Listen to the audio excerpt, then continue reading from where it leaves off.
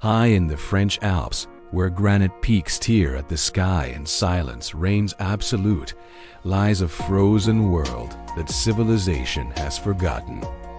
The University of Guernon stands here like a fortress, an elite institution hidden in the mountains, a self-contained city of intellect built upon centuries of arrogant secrets.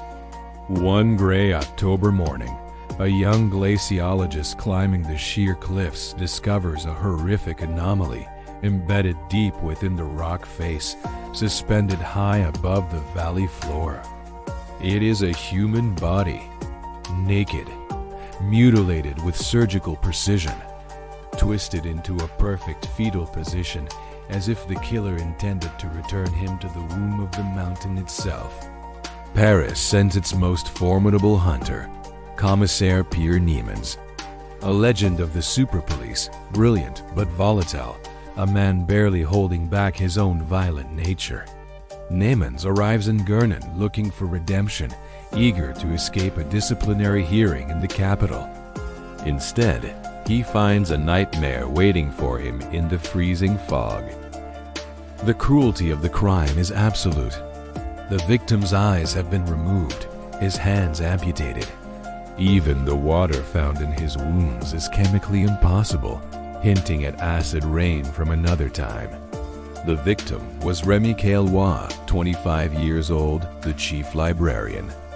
A man who lived among books, with no known enemies, no family, and a past that seems to have been carefully constructed. Niémans teams up with Fanny Ferreira, the brilliant and sharp-edged professor who found the corpse. She becomes his reluctant guide through a labyrinth of ice and stone.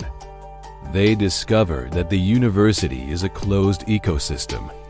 The professors live here, marry each other, and raise their children within these walls. A dynasty of scholars obsessively guarding their bloodline.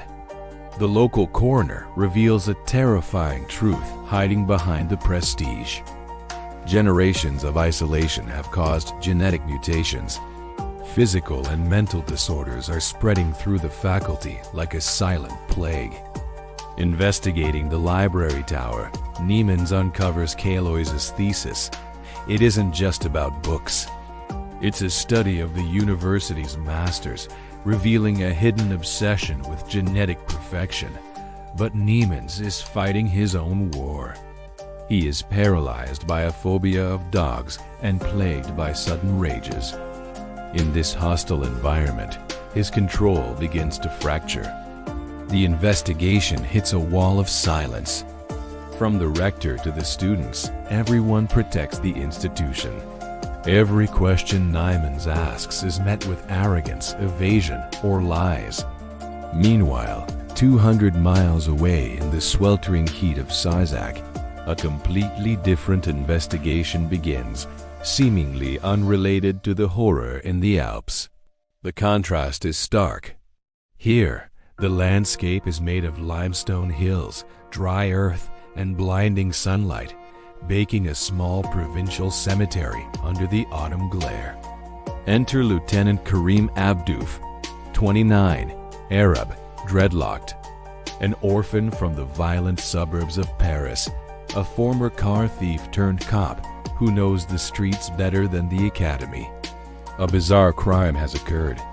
Someone has broken into the tomb of a child named Jude Diderot, a boy who died in 1982 at the age of 10, yet the grave is empty. Karim's instinct tells him this is no simple vandalism. He digs deeper, only to find that every official record of the boy has been destroyed. Birth certificate, school files, photographs, all erased. It is as if Jude Diderot never truly existed. As if a powerful hand reached into the archives and wiped him from history to hide a terrible secret. Karim's relentless hunt leads him to the boy's mother, Fabienne Pascod. She is a nun now, beautiful but broken, living in terror of a past she tried to bury. She speaks in riddles about demons. She claims that faceless shadows have stalked her and her daughter for years, watching them, waiting for the right moment to strike. And then the pieces click together. Karim discovers the crucial link that defies geography. Fabienne Pascot did not come from this region. She fled here from Guernon. Two investigations running parallel. Two detectives, fire and ice. One tracing a bloodline in the frozen north, the other chasing a ghost in the burning south. Both paths are converging. Sensing the connection, Karim drives his Lancia through the night, pushing the engine to its limit, racing toward the mountains, toward Guernon, toward a truth he cannot yet imagine. Back in the Alps, the horror escalates. Niémans receives word of a second victim. Another man linked to the university has been slaughtered in a new theatrical ritual. The victim is Felipe Certes, a nurse at the university hospital's maternity ward. Like the first, he has been executed with surgical precision, his body marked by the same impossible violence. But this time, the killer has chosen a tomb of pure ice. The corpse was not left on a rock face, but hidden deep inside the glacier, encased in the frozen heart of the mountain. Niémans and Fanny must descend into the crevasse. Surrounded by oppressive blue light and the creaking of shifting ice, they have sealed down to face the second martyr of Guernon. The pattern is undeniable. Two murders, the same ritual mutilations, the same trace of acid water. This is not the work of a madman. It is the execution of a logical, terrifying plan. Breaking into Certes' isolated home, Niémans discovers a secret laboratory. He finds stolen files, photographs of deformed fetuses, and medical records pointing to a conspiracy of eugenics.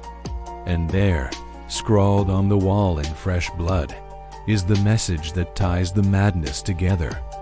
Two words that hold the key to the entire mystery. Les Rivières Pourpres, the Crimson Rivers. A phrase that sounds like poetry but smells like death. What are these rivers? And whose blood flows through them? Some secrets are too dark to remain buried in the ice. Others are written in the DNA itself. The hunt has only just begun. Les Rivières Pourpres by Jean-Christophe Grangé. To understand the origin of the evil, you must read the book. And now, you appreciated this video. Leave us your like and subscribe to this channel for future updates. Good reading.